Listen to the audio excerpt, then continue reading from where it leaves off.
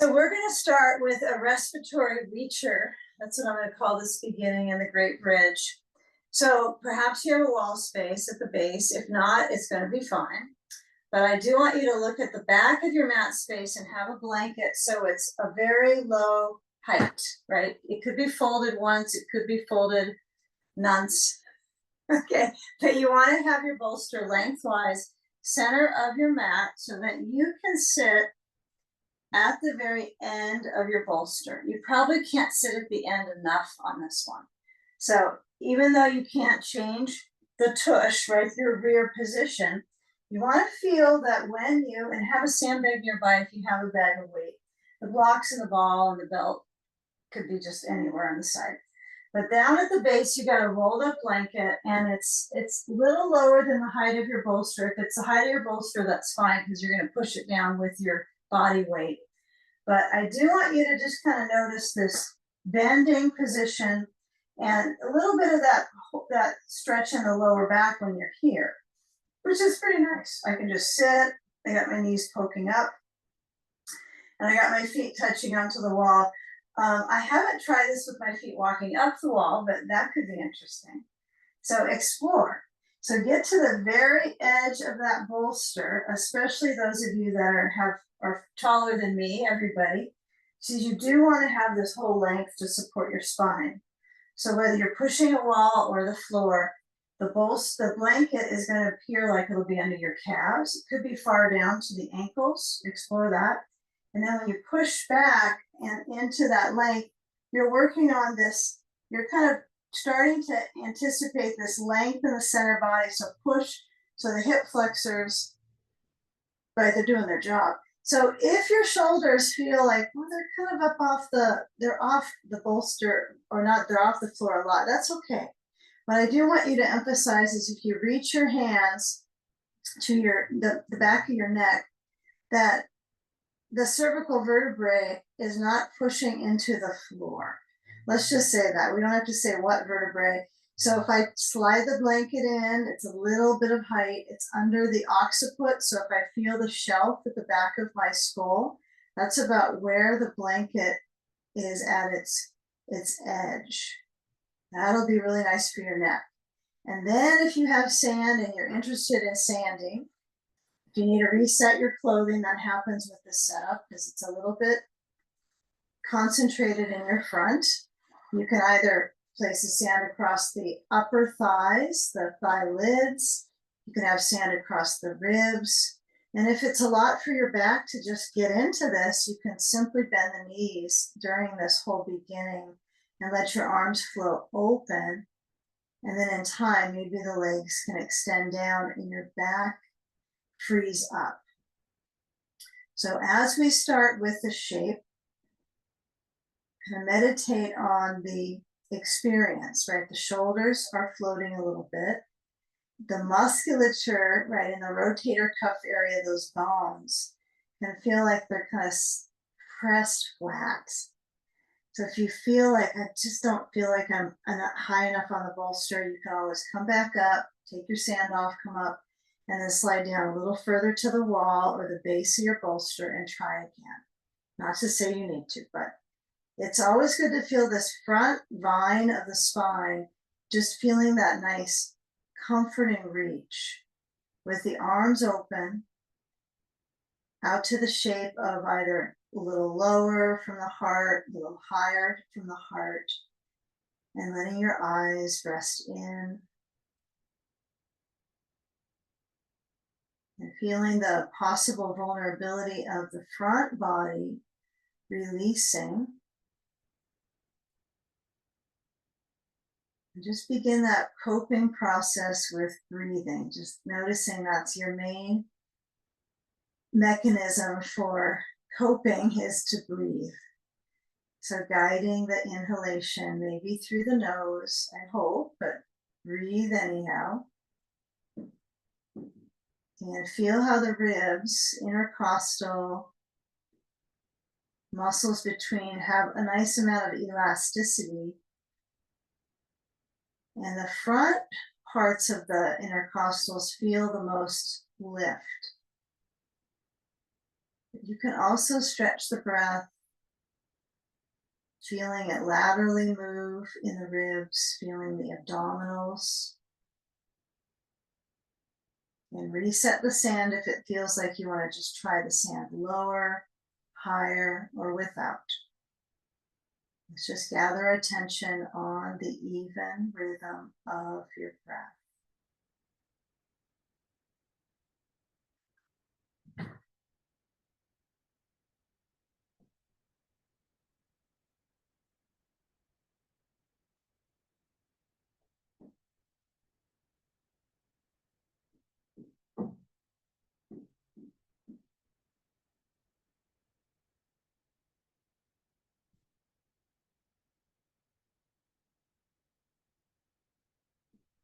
Now feel the lower abdominal motion. It's a little pulse.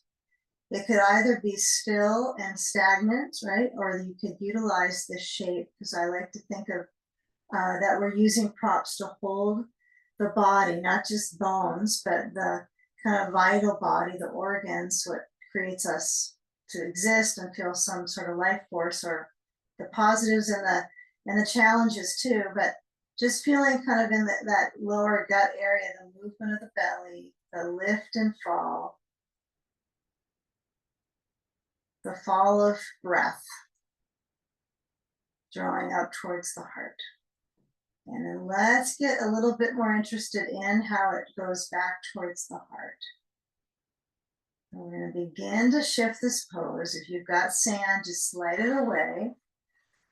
Walk the feet in so that there is still this kind of pressure back to open the chest, right? My feet walk so that they're maybe besides the edge of that bolster. I like to let the knees go a little bit out and back in towards each other. Maybe you take figure four pose and take it on each side, or you go into cobbler's pose. So take one of the two. Now, if you do figure four, you got to go one side, then the next, but it's still going to orient the hip, kind of the influence from the front inner rim, from psoas into that inner rim of the hip. I like the idea of, I think either of them, figure four or cobbler. I'm just stuck on the cobbler. So my feet press together, that's an option for a few more moments. If my right ankle's on the left knee now, then you want to switch it to the other side or vice versa. But get a feeling of that kind of hook of the feet and the movement out in the knees. And you could try them all. You could do all three. Okay. If the feet are pushing together, see if you can relax that intensity. Just let them be feet, easy feet. And then we'll bring the knees both to point up, feet side, side step. Feel how they kind of step a little bit out. They're limited. And then you're going to start to slide back off of the bolster. And now we can get the shoulders to touch down. And as you lift your hips, reach down to the bolster with whichever hand is going to be easiest to push it. You're going to turn the bolster across the mat horizontal. So it's completely across from left to right. So as I lower down the back of my pelvis, I like to kind of let my knees shift side to side, like windshield wiper the knees. So my pelvi, I like to call the pelvis pelvi when I'm lying on my back.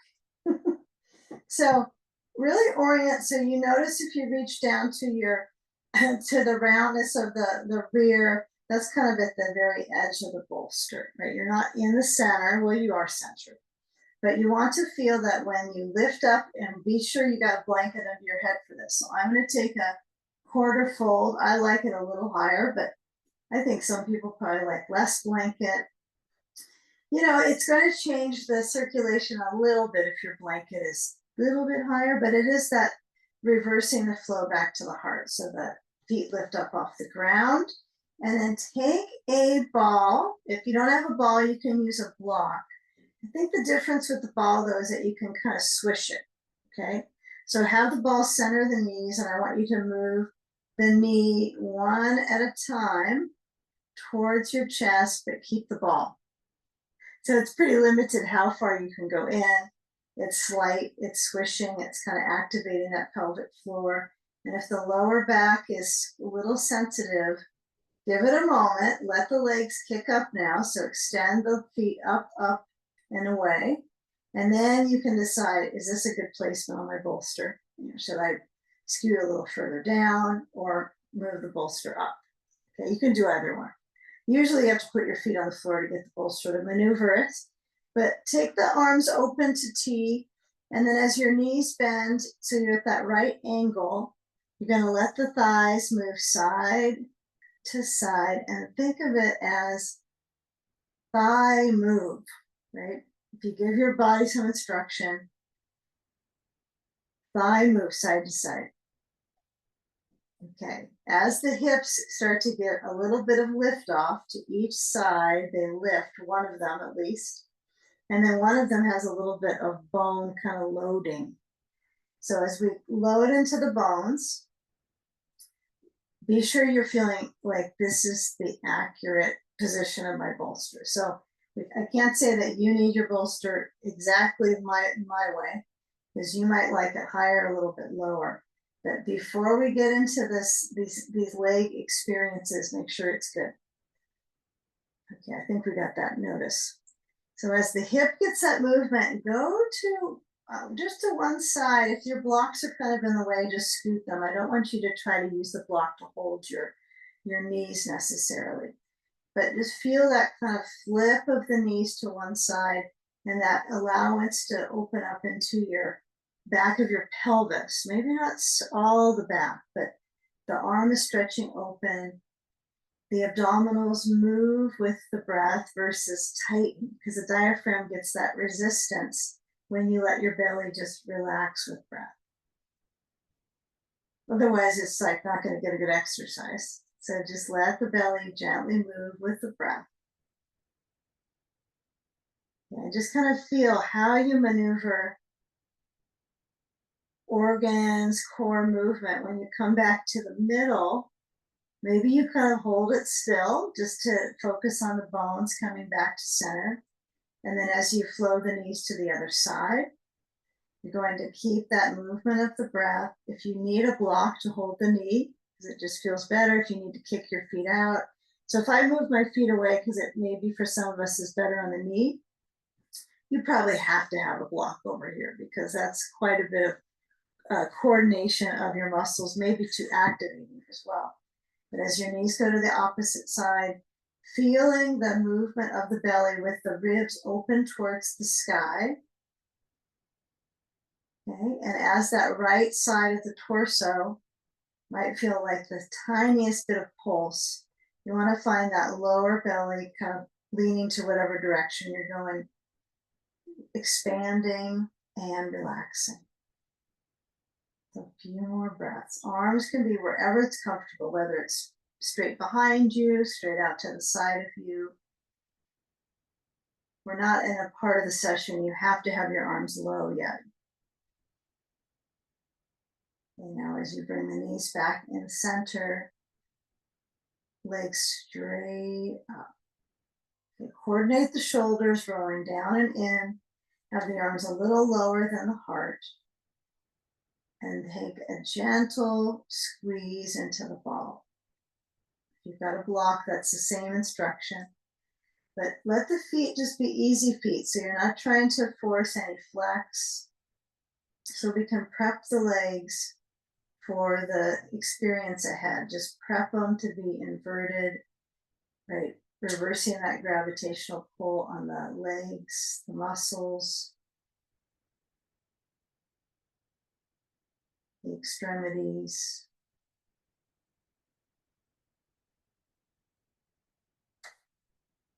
So we just hold some of these shapes long enough to move the blood from the extremities back to the vital organs. So one of these ideas in inverting is to take that little bit of time. Doesn't happen in a snap. Okay, so as we bend the knees a little bit, just so you can get rid of the ball or block between them. I guess you don't need to bend your knees to do that, but there you go. All right, take a bell. All right, so if you have your blocks on the side, you're just not going to need them until we get up and a bit. So have those out of distraction here. And as you have the belt in a big loop, probably you want to make it quite big. Okay.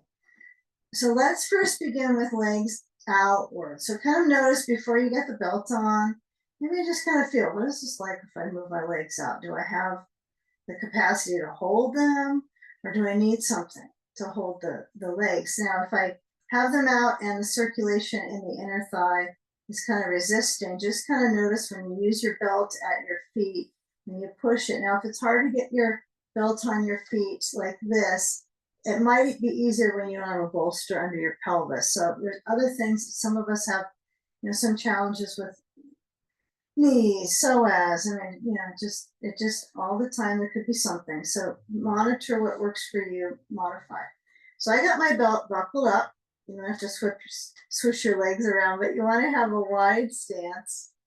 And as the feet reach apart, they kind of feel like if in the pelvis, when we didn't have the belt, if you try that, they do feel separate. And then now you're starting to unite. Even though this belt is not part of your anatomy, you could pretend right now, right? It's kind of a holding bone. Hold the bones. Don't make it too loose. You don't want to get too wild and crazy here with the adductors. So adjust. I like to be far forward on the bolster so I feel like my lower back is so happy and my spine has this kind of divine, contour and curve. And then as the legs have that reach, see if you can just get a touch to the side of the knees and maybe even bring your thumbs towards the patella or on the patella, so the top. And then you want to be sure that the knees are not turning in. Big important part of this one. And they're also not twisting. There's no torque here. I want to just find they're just happy knees for the moment. This is good. If you got inflammation, you might feel some of that. If you're upside down, you could feel that pressure. So taking that reach, now tailbone presses down, arms could be out. Some people like to hold their belt on this one. They just like that reassurance. So up to you. Arms are out for a few breaths. Watch out for all these props. Okay, let your feet relax. Feel how the feet can actually turn in a little, but the knees don't. So we've got this kind of specific location. We got knees, ankles, everything can turn on its own and not have to pull the other parts with it. So feeling that width in the chest.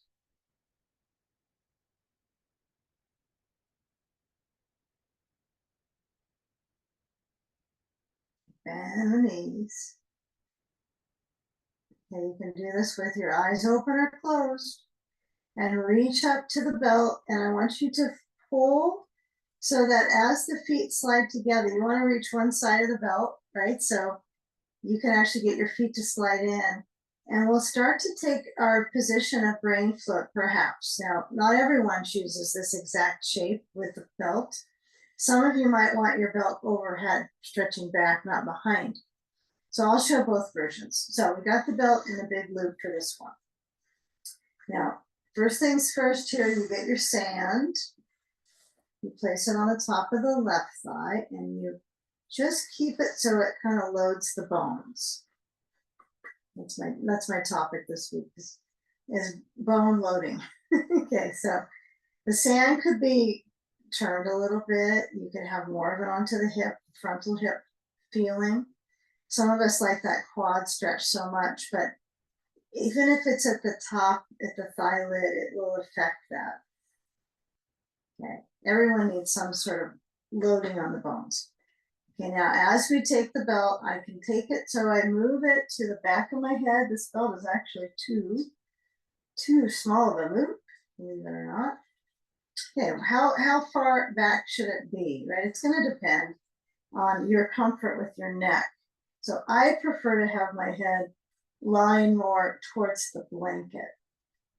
I like to feel it kind of graze the blanket, like I can feel that in the distance with my head or maybe my hair. It has sensors.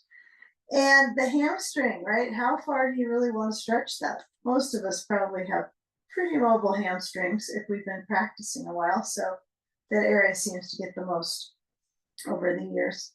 So keep it kind of just a very basic inverted leg. So verticality could be good.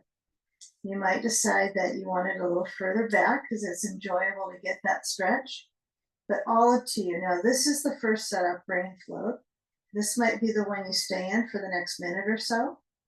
And those of us that just find this is a little bit uncomfortable on the neck, or we just don't like it, you can bring your hands together inside of the belt and then bring the palms so as if you're going to hold your head in your hands, and just slide the thumbs to the belt, the thumb webbing, and then stretch the arms back, holding the belt, palms together. They're both good. You could do a little of each. I think the brain float can be nice because that area doesn't get that kind of comforting lift, right? Like, you know, not many of us have somebody kind of hold our head like this in this support for the cranial area. So you can let that just be held and supporting the brain. So this is not quite craniosacral therapy, I know that, but in some way you have this is being held, your back of your skull at the occiput, and the pelvis is lifting. So that's the sacral area has a lift. So it's kind of neat. After all this time, it is a good one. Okay, if the upper right leg feels a little pressure, you can bend the right knee. You can clearly do any little movements you want. Just be cautious of pushing the neck around. You notice how sturdy that is. Stable neck.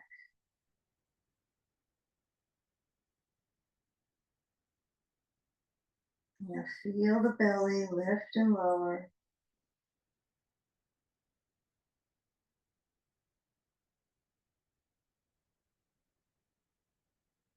Okay, where's the belt on the foot? Was it a good spot? When we come out, this might be a good time to just simply slide the belt off the back of your head, consciously hold it firm with your hands. And then as you reach your hands up on the belt towards your right foot, you might wiggle the belt towards the ball of the foot. Never a bad idea to kind of play with the foot movement. If it's really achy and this is so much intensity, keep the belt a little lower. That's okay. Yeah. Feet definitely, it's a little bit of nerve-rich circulation in some of these shapes. So just feel the right amount of pull.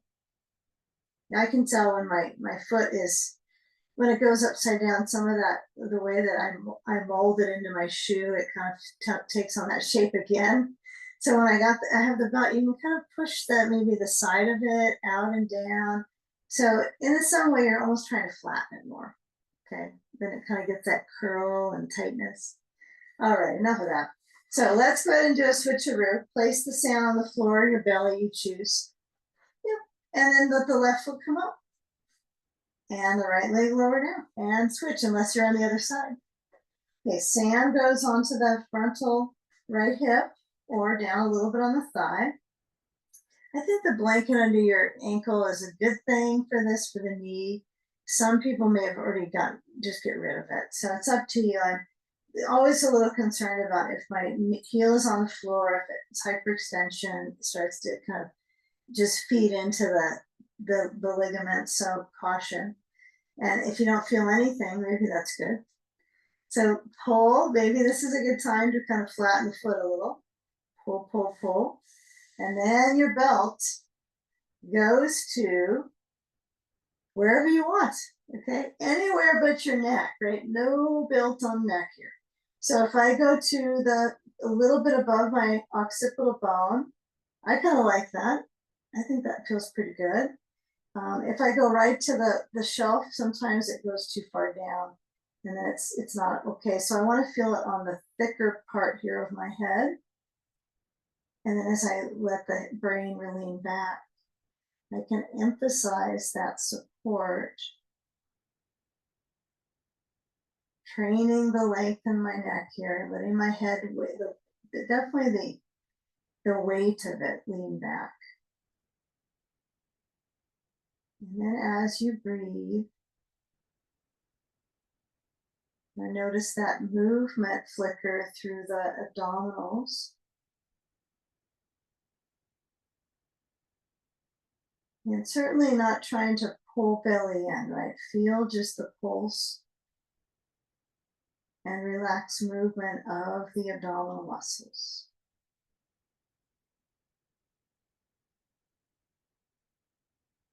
And you might feel like the front, center, lower, okay, you can notice that musculature motion, but maybe sometimes we can't really feel side,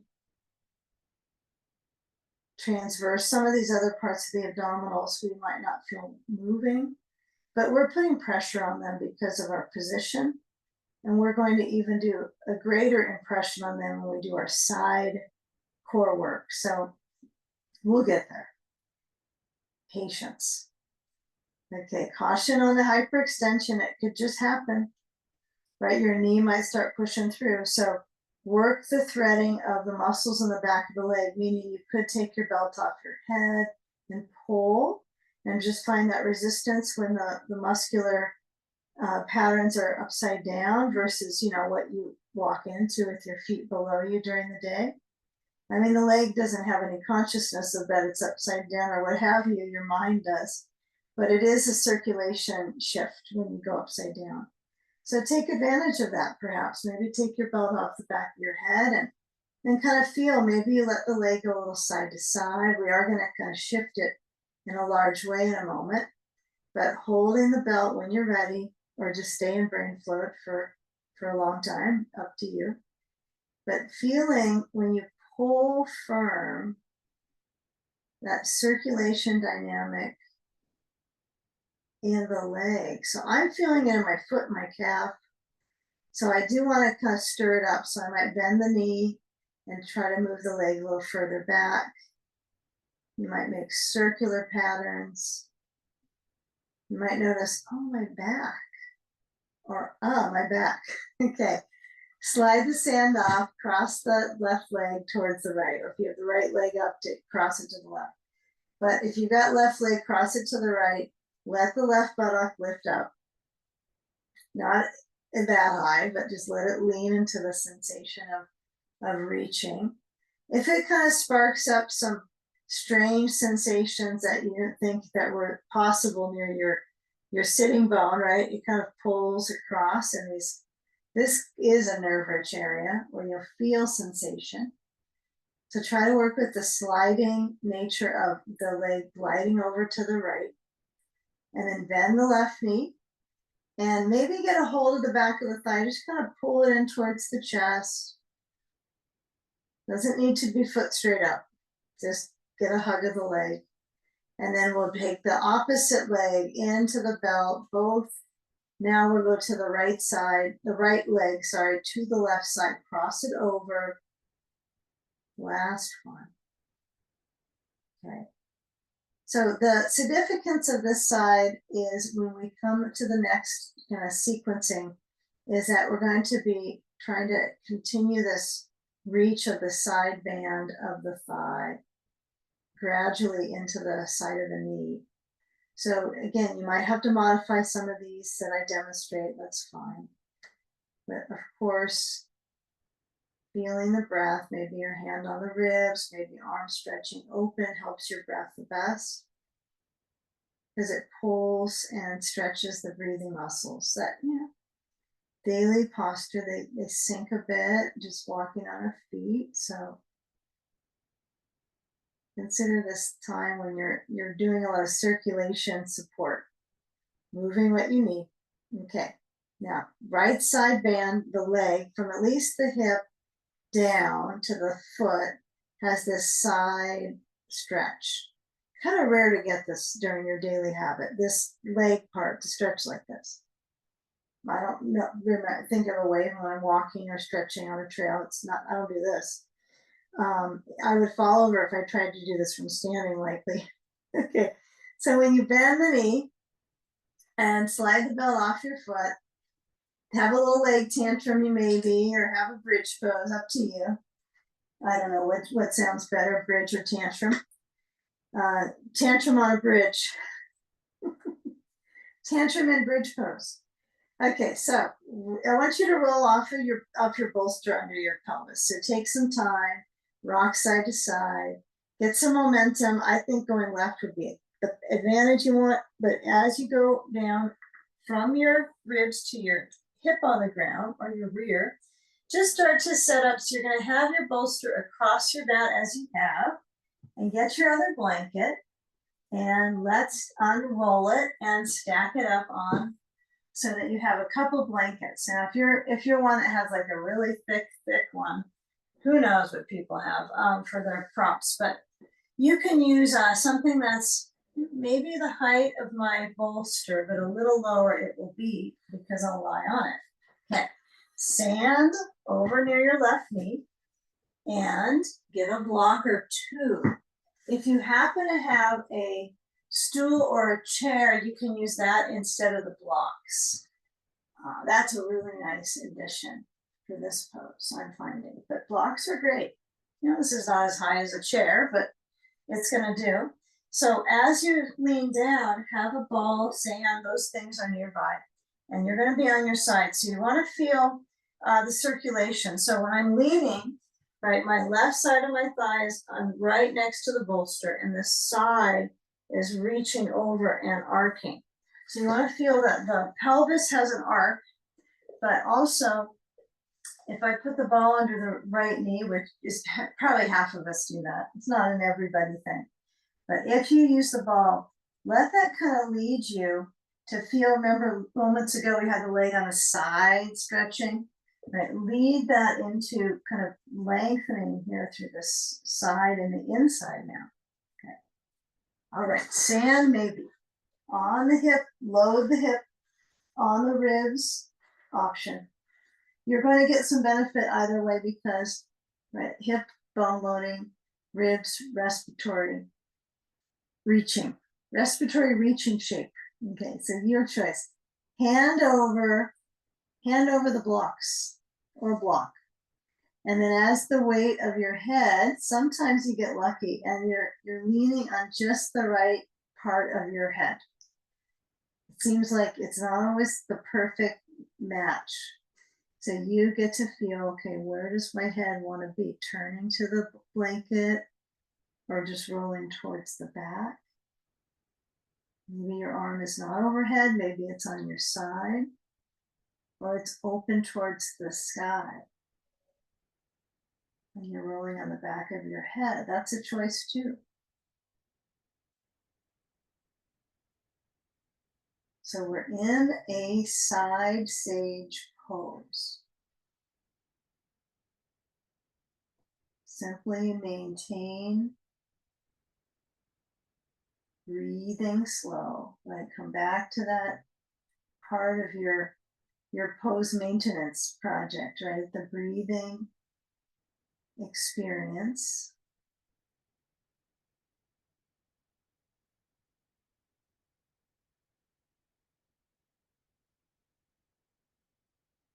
Okay, and the larger ribs are slightly easier to kind of feel the movement with breathing, but maybe visualize another area in the rib cage with some movement. And that doesn't have to be massive. In fact, maybe lesser is better, like a little bit less intention to go big with the breath. But you can kind of pacify, right? Pose pacifying.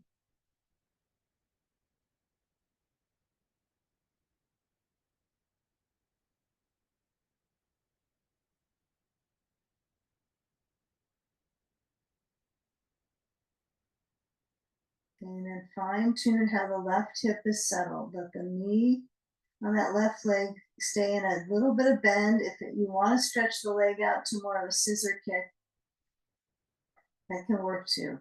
If you can try to straighten the lower leg. As long as you can feel your hips center down. A few more breaths.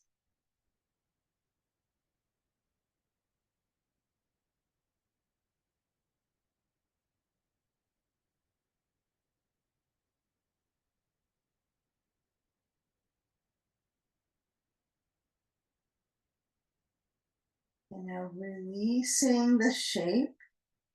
And let's come into a hands and maybe knees kind of movement. So I say that because some of us might want some padding under the knees or be a little bit light on that touch. So you can find your way this way. Now, if you aren't feeling like you're able to put weight on your hands and your knees, you can do a horizontal chest opener. Like you could just roll into your back, have the bolster horizontal under your back like here, but turn to the back between sides. That's completely fine, okay? If you do that though, maybe you put a block underneath your pelvis so you're safe in your spine arch. Okay, so that's an option.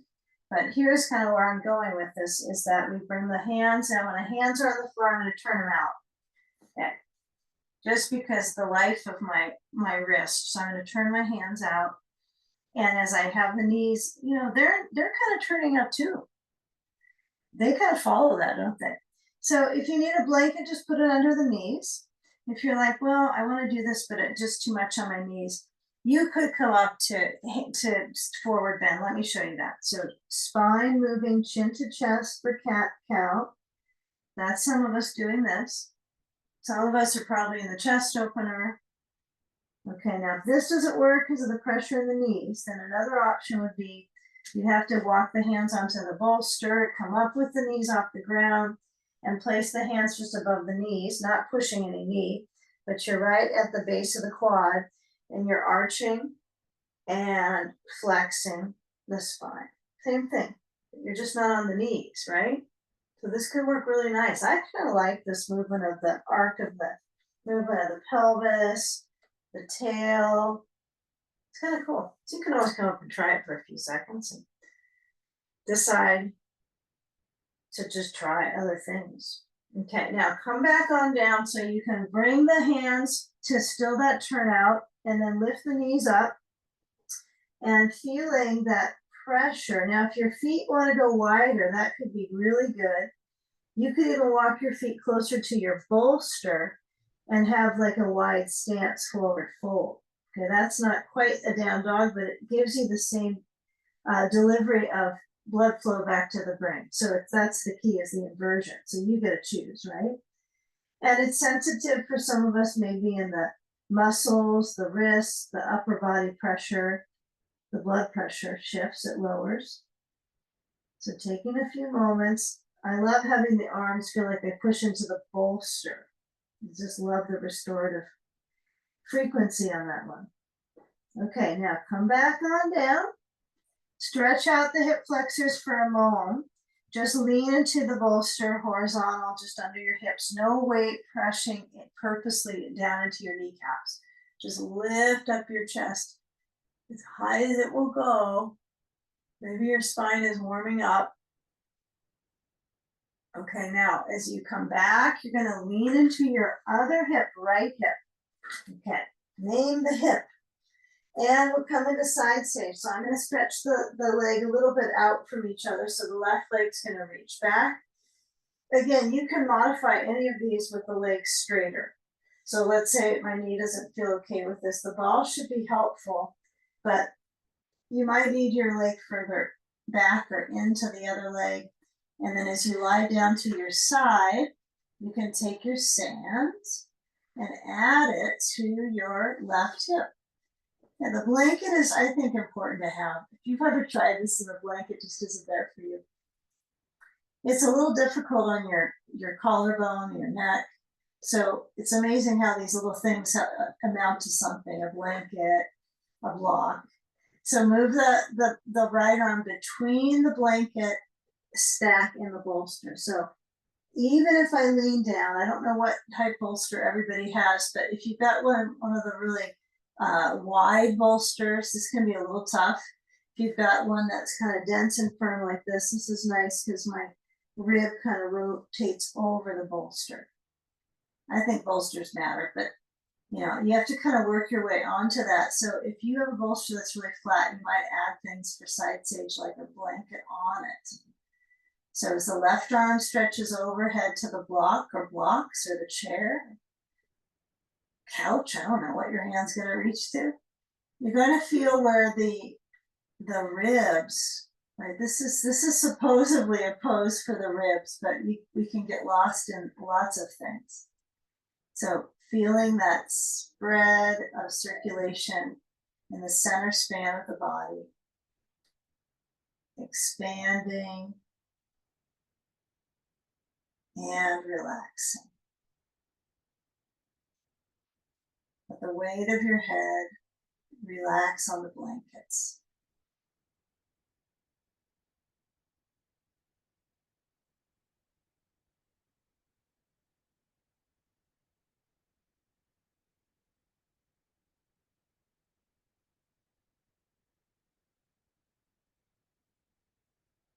And enjoy that sensation of reaching your breath, right? So there's a dimension of kind of the pulling pattern of the current of the muscles that are breathing muscles. So you might find that when you're kind of, if you're in a sitting position, the diaphragm pushes down. It's not the best for the muscle, right? So if I have a little bit more hydrating motion, reaching, it's a plus. And most likely because I'm on props, so I can relax into it. So I'm not stressing out with the breath.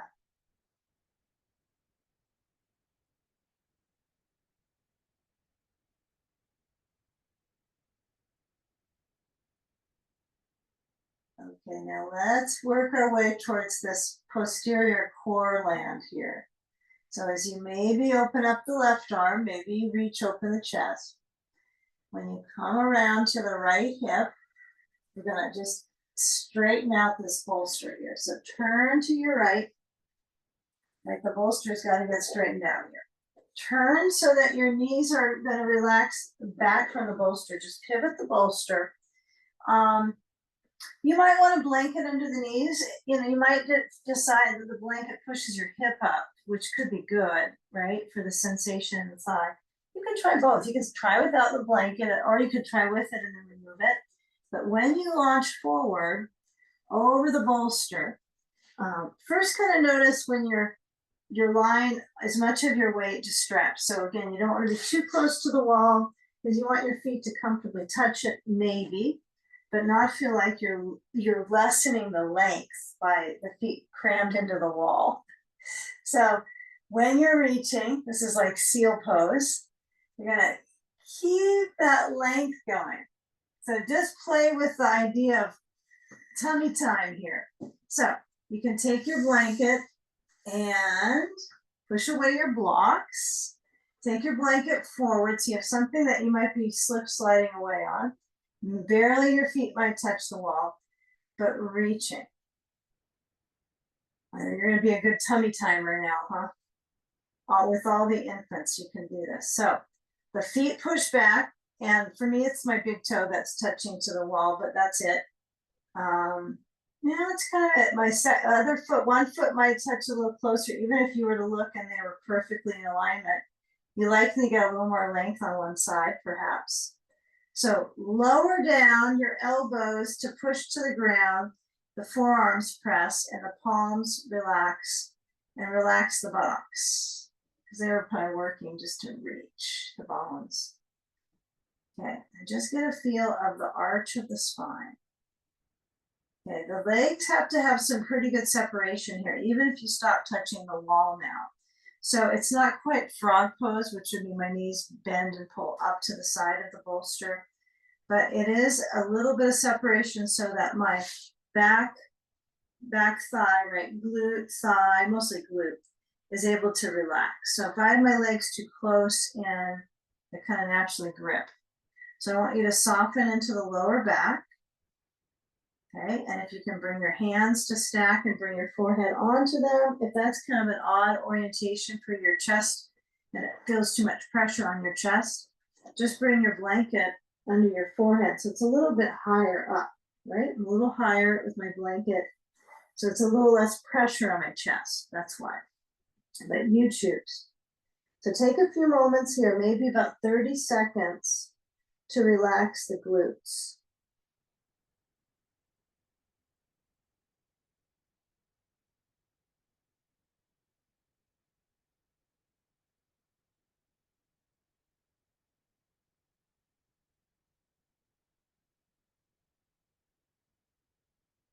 Okay, now lift your head up. Okay, keep the feet pressing, the tops of the feet pressing down, and start to feel that kind of current of energy that goes from the top of the foot. You're trying to push the top of the foot down, right? All the bones, you're trying to stretch into the ankle. It's not a win-win sometimes. One foot for me is going to push down easy. My non-dominant foot is pretty mobile, and the other one has more times of contracting during the day, so it's not quite able to stretch fully down. So do the best that you can to give equal opportunity for each foot.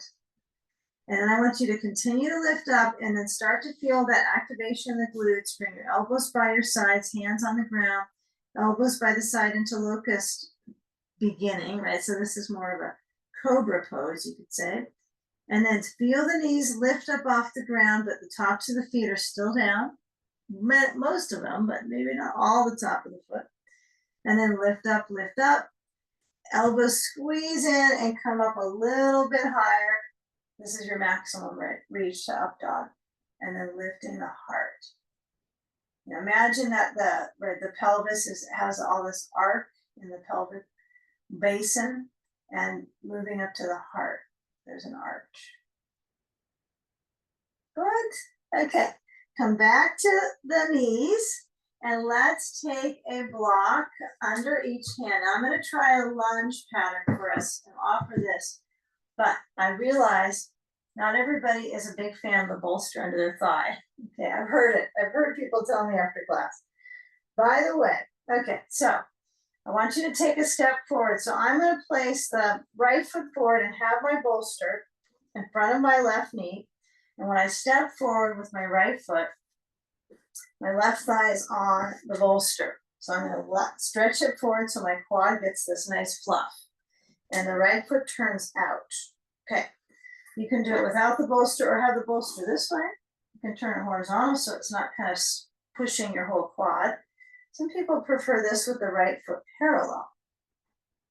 I think this is pretty good. I like this one. I think I like that one better than this one today, but since I'm so enthusiastic about this, I should probably stick with my enthusiasm, huh?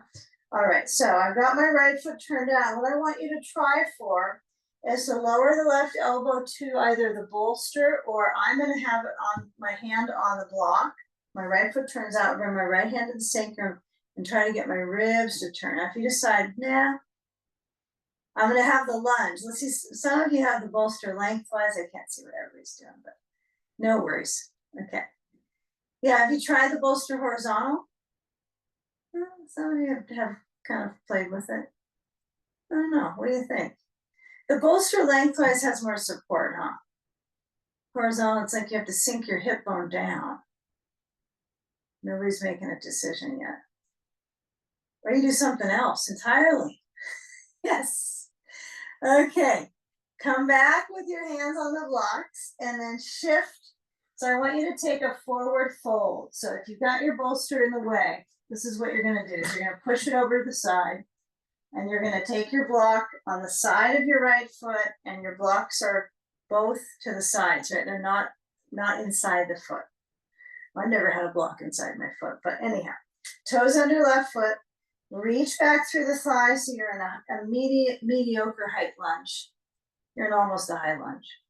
So feel the spring load of the ball of that left foot and step it forward besides the right. Take a wide stance so the blocks will go far forward. The feet will take as wide of a stance on the mat as you can. You might even go beyond mat, I suppose. And then as the hands are on the blocks, just lean down. Be sure you have balance in your feet, though. So it's kind of fun to push the hips back, but if you're about ready to fall back, it ain't so cool. So work with that reach of the arms in the head, center between. Breathing.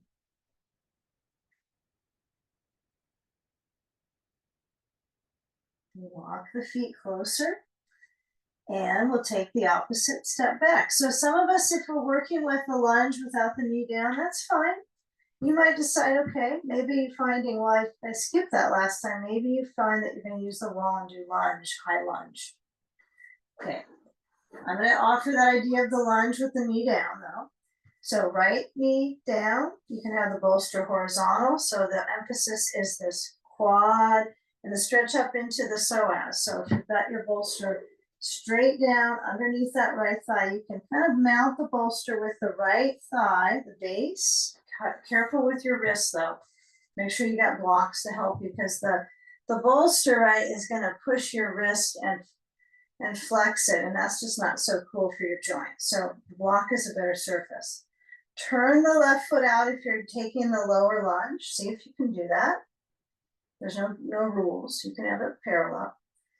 And so my knee is not over my toes. That's key. It's over my ankle, a tiny bit over that, but it's not over my toes. Left hand reaches back to the sacrum perhaps, so that you can feel that stretch into the front of the right thigh. Use the right hand against that block so you rise up with the ribs a little bit. Otherwise you get too much wrist sinkage, right?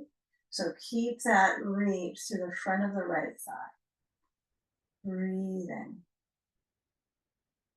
It only helps. Okay, let's pivot. Okay, we're going to take pigeon pose. So if that's an okay for you, I'll show this. And then if you're going to do a modification, I'll show that. I'll show this and that. Okay, so left foot walks across the mat and a bolster is horizontal under, right? So you can walk your left foot toe heel to the right. Bring the left foot close to the bolster and then sit on your left buttock. Okay. Then start to go downwards to your elbows, maybe on blocks, maybe on the firm ground. You can choose. But here's option one. Okay. Now I think second option, probably the easiest for the knee path, if we're really talking modification. So that's the option one with the left hip in pigeon. Okay. If we're talking modification, super easier on the knee. You would just simply go onto your back. Left ankle crosses to right knee. Start here and maybe slide the right foot further down. Okay, this is good. You can place the left hand on the left inner thigh, just keep it motioning out. You might be able to bring the knees towards the chest, but keep in mind that that could just be a lot. If you're going to do foot on the ground for the version and not bring the knees in, you could put a ball under your sacrum and maybe a little lower to the tailbone and just be with this. This is pretty good. And just work on that core relationship, because the ball under your lower back, sacrum, tailbone will bring you some support. So that's a good modification for pigeon, I think. Okay. Now let's take the pigeon ears. We're going to swing to the next side. And so you're going to take the right leg forward and take the left leg to reach back. It's kind of fun to play with these motions, these coordination in the body. So play with it a little bit. Don't get worn out doing it, but with that right thigh forward and the left leg reaching back. Okay, if we're going to do the modification, just switch the foot so the right foot goes to the left knee, and I will show. But as you lean down for pigeon, keep in mind the lower your arms go, the more intense it will be. So if I have my elbows up on my blocks, the force into the hip muscle is a little less, which might be what you want. Yeah, so first off, be kind. You can work on that to yourself more than anything, right? So focusing on what is the kindest for your hip. And if you're not in that version, you're on the back with your right ankle to the left knee. And again, you might have your ball at the tailbone. And if you're here with the ball, I'm kind of loving this one. You could bring your knees to your chest. You might find that's a little bit easier into the hip and the knee. You play with that if you're in the modification, or if you decide all of a sudden I'm going to do the modifications. You choose.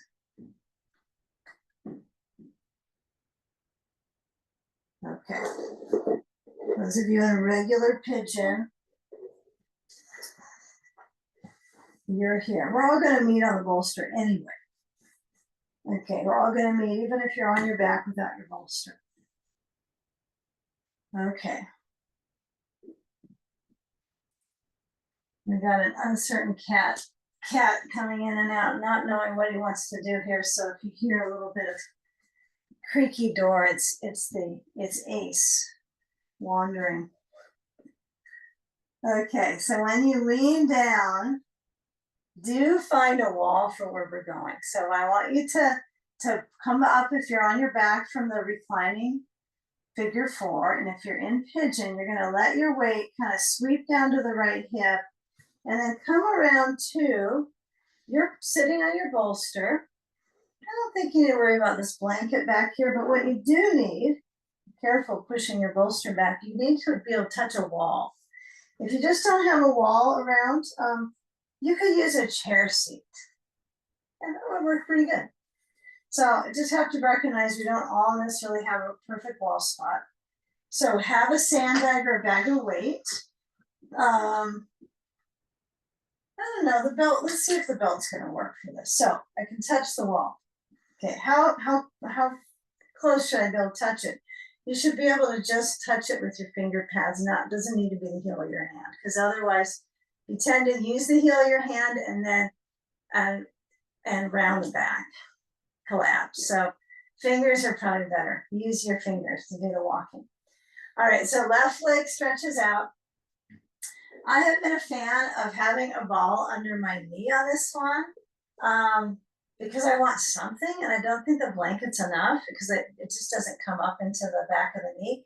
So you can put a ball under the left knee, or if you don't have that, blanket is second. And then under the right knee, you might put a blanket or a block. Now this is now getting into the category of we need 3 balls. No, just kidding. So the block or a blanket. If you find your knee isn't going to bend this direction, you can move your leg forward. Sometimes this is too much for people too, so you might have to extend it and place the block under the thigh. Just think of modifying until you feel like, well, this is too easy now, and that's okay. So I don't know the health of trying to get a knee to move this way too deeply. So find where you feel like there's a little stretch in this inner leg. That's our focus. We're trying to get this to pull. So take a sandbag on the top of the right thigh. And I hope I'm not too far away from my wall because I'm all set up. Okay, navel center. And of course, that's where it was before. But when we're centering the heart, the navel, feel where the hands are in kind of a lopsided place because one leg is probably lower than the other. Could be. So be okay with the lopsidedness, right? That's important. Is okay, I've got these 2 body parts that I'm dependent on to make this twist happen. So you're gonna kind of assert that focus of heart lifting and then just turning from the heart. So the upper bones in the rib cage turning to the right, left hand to right knee, and then reach back with your right hand to the wall and try to let the left knee stretch, the left leg stretch out so the knee isn't turning in. So I think something under the knee like the ball is a good tool. It's a really good prop to sense if you turn your knee in. Because most of the time you walk around a room and most people's foot is turning in. So if I got the ball, I go, I can't push as much right now. I'm going to try to lift up my heart, my chest, my rotation, my hand. If I'm lucky, I can do a little bit of a shoulder clock. So I could turn my hand a little to the right. My hand gets a little tired with it. So before you get hand fatigue here, try to work in the places where there's a little more blood flow, right? The chest, hopefully your heart. And then feeling the breath. So let the left thigh turn in. Okay, nice. Now we're going to bring the right hand to the right hip, the hip that you know. And then as you reach down with the left arm, you can use your belt to hold the left foot. I like to use a block.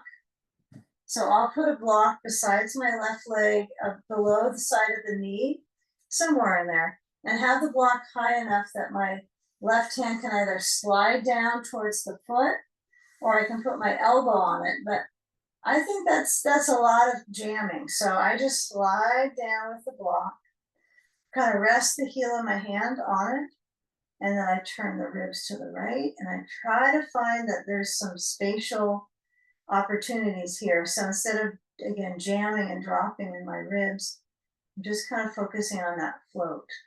The right hand can relax behind you, kind of around the tailbone. Breathe.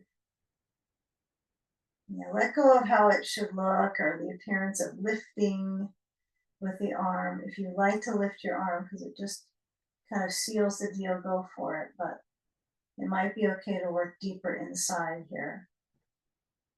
I like my knuckles kind of are resting near my tailbone. They're not pushing that much, but it's kind of guiding that tailbone to the right and down.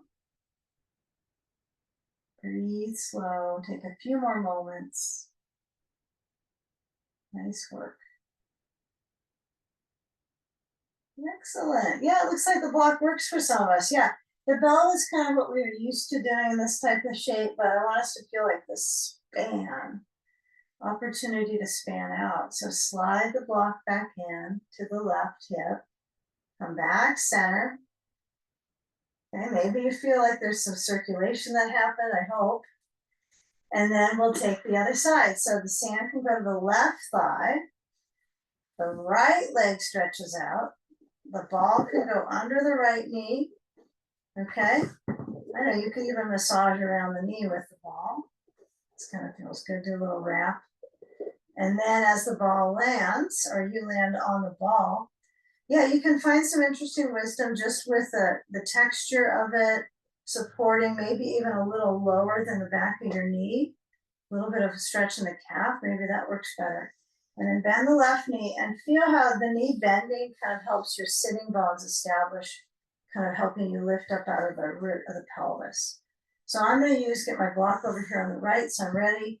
Place the block under my left thigh and just, so in some ways I'm not as excited about how far out the legs appear or how close my left foot is to the groin. Some of you might like that because you can do things like lotus pose or you like that. So you pull the foot in if you want to. I'm focusing on my kind of core. Like, oh, I like the interesting part of how I turn from my heart now to the left, right hand to left knee, or you can be above the knee or below the knee. Below the knee is kind of a perfect contact. And when you're lifting up at the heart, maybe your hand reaches to the wall. Okay, so feeling that rotation kind of gel through the ribs, lifting. Maybe the right foot relaxes, especially feeling that the foot doesn't turn in. Who knows, one side it may want to turn out, one side it wants to turn in. Come on, leg, be normal. Okay, now left hand comes to your back. If you didn't get enough of the twist, you can stay longer. What does that mean? It's meaning that you're kind of getting that necessary pull on the axis of the spine, hydrating, imbibition, getting that fluidic motion up between the discs. So when we come over to the right side, I'm going to kind of feel for where my block might be. Yeah, just kind of reach for your props like you don't have to use your eyes all the time. So lean to the right and you can put your block up high. I think that's really good to do.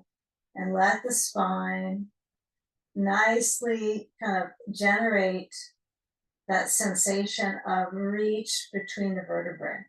So side stretches are the best for our back care, right? So when we lean, when we do our side sage, that's good. But this one has a little bit more excitement to the breath and the empowerment of lifting up out of the hips. Take a few more moments. Slide out. If you want to reach further and let the left arm stretch up, just be sure that the shoulder is working too. It's not just flinging an arm. It's like you can muscle lift. Right? Like there's resistance. Right? There's an environment, of air around. There's a little resistance there. Okay, now let the left hand, if it's not on your sacrum now, the knuckles, just let it be there, kind of stretching the chest, turning to the left. One more breath. Good work. And then come back in. So notice kind of that dedication we've had in our center. So many different things today. So let's come down onto our back with our feet up at the wall. If you don't have a wall, put your feet on a chair. A stool will work. If you need to do anything like windshield wiper or a little forward bend, I'm not teaching a lot of forward flexion these days, so I'm trying to keep us with spine extension, not a lot of rounding, but some people like to squeeze their knees in and roll up and down, so people need to do it, do it. Okay, so take a bolster to the wall. Should we have it there? I think so. Okay, place your feet at the wall, and the bolster is under your heels, and the blanket is a low fold, right? So just not too high here. Okay, there we go. Pat the blanket down so it is low. All right, feet up at the wall. If they're on a chair, you gotta make sure I guess you need the chair against the wall. You don't want to just lie away. So regardless, you gotta have something to brace the support, right? So I like to get pretty close here. So when I lift up my hips, I'm stretching all the way up through my spine. So this might be the time where you can move your arms overhead and down. You get to decide. Do you want to get your arms to lift? I like to have my arms down sometimes, so I'm really working on the depth of concentration between the vertebrae. I mean, I just, in the whole day of events, it's not as if I spend a lot of time doing this kind of concentration. So in the whole amount of hours I'm existing. So you take the time to use your feet against the wall to push and lift, and feel if you're able to move your pelvis or if you're just pushing up into your shoulders. Now, if you've got a top on, it makes it slippery, you kind of have to work a little bit with that. You might have to scoot closer to the wall, and if you slide back, but take one more lift, and I want you to place a block under the pelvis. So it's at the second setting if possible. Now, if your legs are kind of jammed up right now to get your hips up, then have the block at the lowest setting. Don't try to reinforce something that doesn't work for you. But the blanket's under the occiput, so it's the center of the back of your head, not any lower. And I remember some of us like to do this with our feet onto the ground after the bolster, but just as a precaution for the knees, let's just have the knees up for right now. If you want to lower your feet to the bolster, and if you want to lower them to the floor, you can kick your bolster to the side, I guess. But just keeping that perspective of arch in the spine, that's all. Spine arch, the only gift that you get here. Okay. Now feel that you push into your feet into the wall, hopefully, or something sturdy. The idea is your feet are higher than the floor or the bolster. And then push into the push. Let your shoulders roll down and under.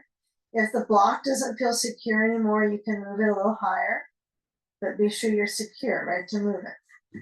You don't want to have all of a sudden you drop out of the position. So noticing the bones that touch, for me, I feel the inner line of the shoulder and the block under my pelvis. That's what's clear.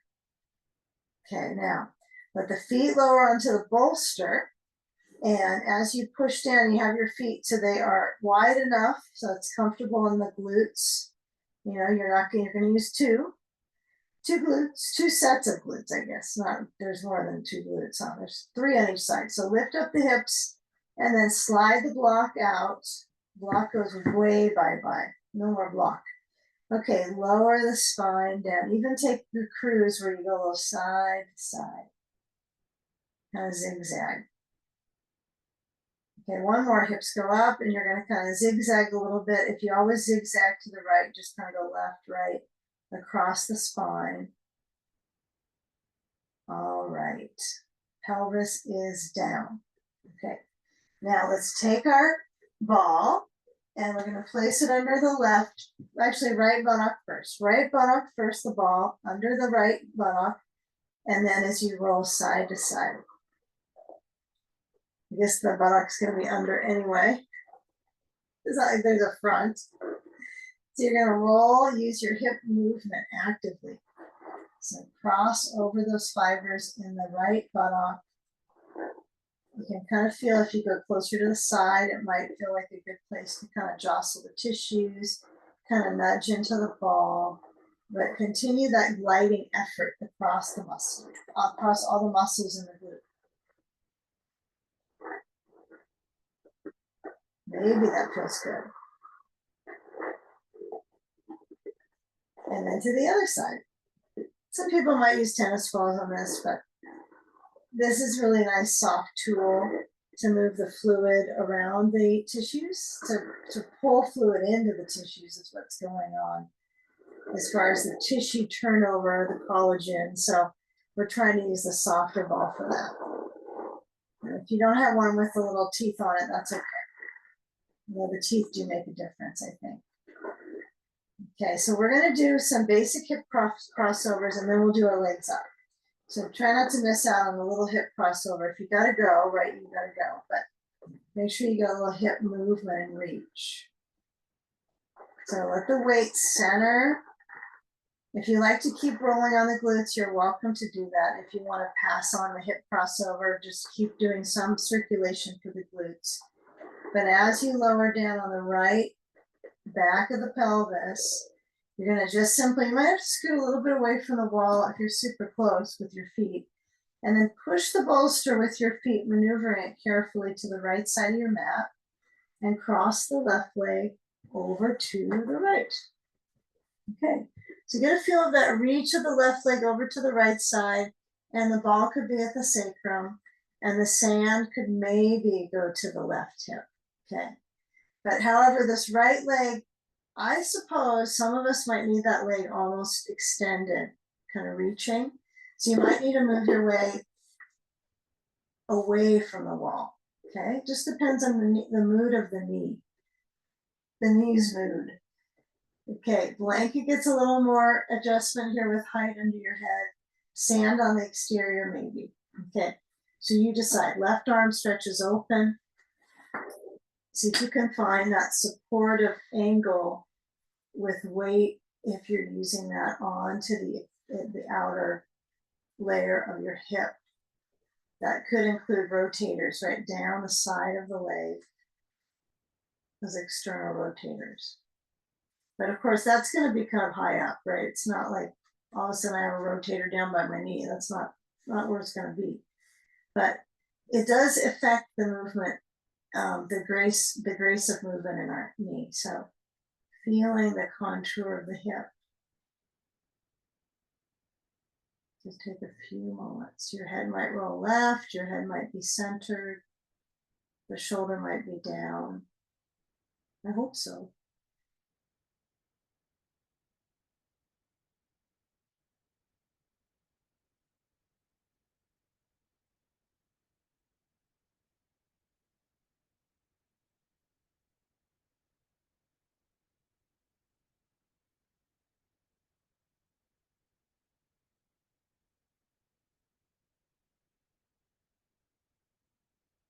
We'll take a few more moments as we start to shift to the second side. You choose your pace. So if you want to stick with this a little longer on the left hip, go for it. Otherwise, as you remove your sand, probably to the floor versus on your ribs. And then as you motion, windshield wiper or constructive rest, knees together, pelvis centered. It's going to feel interesting just to witness the difference from one side to the next. Just maybe a little detail, slight amount of circulation. Frequency on that left hip is more. And then I lean over, I move my hips over to the right side of my mat, and then I cross the right leg over to the left on the bolster. Okay, so kind of feel where the awareness is of the vine of the spine down to that left leg. And the left leg can bend, or if it's a little sensitive in your knee, we've got to adjust it. So again, it could be straighter left leg, it could be a bendier left leg. If it's difficult for you, and use the ball if you have it, the sacrum area, the sand if you like to use it on the side of the thigh. But the bottom leg will affect how far the hip is going to stretch. So if my bottom leg is bending, it'll be easier for me to cross the right leg over. But if the bottom leg and the knee is sensitive, then you just have to kind of find that resistance. And maybe that helps out our knee in the long run because, if our knee is injured, right? Or it's inflamed. So maybe that helps it out in the long run to straighten it a little bit. So the hip doesn't get as much turn. It could be a protective mechanism. Okay. Open up through the right arm and let your head roll to the right. I don't know if the knee and the hip have an agenda like that going on, but it probably does. Chest is open. Maybe this is the part that's so important is openness of the chest.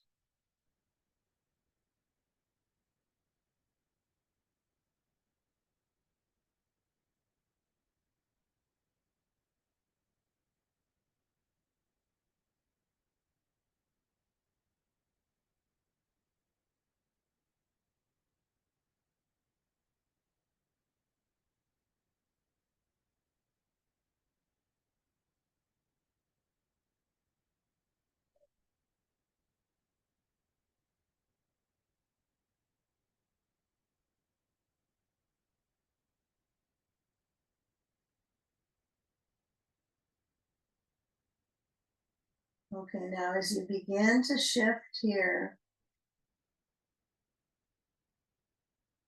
if you've got the sand, move that first. If you've got the ball, second. And then if you've got the sand at your side, just kind of nudge it towards the wall. If you're not going to do legs up the wall, you can always make a bolster bench. You can put some blocks under your bolster and a blanket on top of the bolster and get enough height for the legs. But otherwise, we'll start to move ourselves gradually from this hip reach. And then we'll roll left and we'll bring both knees over and then come on up from that fetal position to the wall with the bolster at the base. Now, if it's hard for you to finagle getting your knees in this bend to get up, you might have to go without the bolster and just like a low blanket. Some height is good. So the height is important for creating the effects, the energetics of an inversion. So that's the reason we want a little height. Otherwise, we can't really call it an inversion. The inversion is because the pelvis is elevated. So it changes the circulation into the vital organs, right, from prolapse and the stagnation they get from kind of hanging down all the time. It's basically what's going on. So difference in blood flow, fluidic motion. I'm going to move my bolster a tiny bit back so I have a little space between. I kind of like that sometimes. So don't think you have to have your legs completely pushing into the wall. Give yourself a little bit of space, maybe if that feels better for your knees. Option is to have your feet up so that they're weightless legs. And second is to have sand on the feet. Weightless legs is wonderful too. So with no sand, it's really good. And with sand, it might be just as well. Maybe not that much better. So you decide. Sometimes the sand makes the knees go into a funny position as well. So you have to be a little cautious here if you have habits, which we all do. You have habits, are you human? Okay, tailbone is starting to press down so that the thigh bones can rest into the hip sockets. Arms open. If you've got an eye pillow, place it on your eyes or let your natural eye pillows relax over the eyes, your eyelids. And sense the circulation in the belly. Let the shoulders be heavy back on the floor, and even further they go to releasing.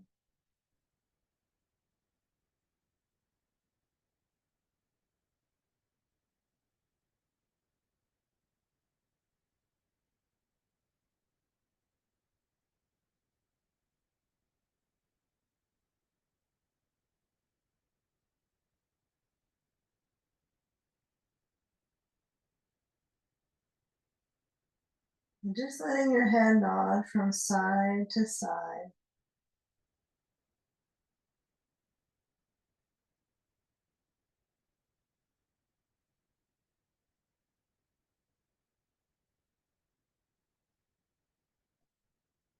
And feeling your head right into center if you haven't already.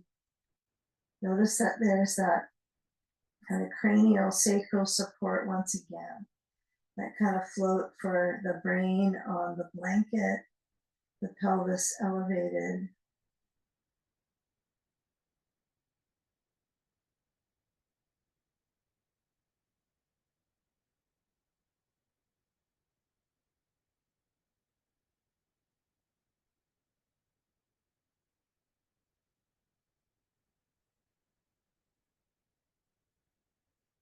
Shift the feet to push up, and then if you have sand, this next description is for you, okay? If you don't have sand, don't worry about the next instruction, okay? So if you bend the knees, you're gonna take the sand off. If you don't have the sand, let the legs keep floating up so that you can still feel how the thigh bones kind of rest back into the hip sockets, right? The bands of the legs are they can get kind of loose on this one. So let the feet separate a little bit. Have it be so the knees are safe, right? So that means they're extending. If you like to have feet together, knees out, that's up to you. But in the whole perspective of knee health, maybe just this reverse flow in the knees is a little more regenerative, right? Doesn't need to look like a especially interesting pose.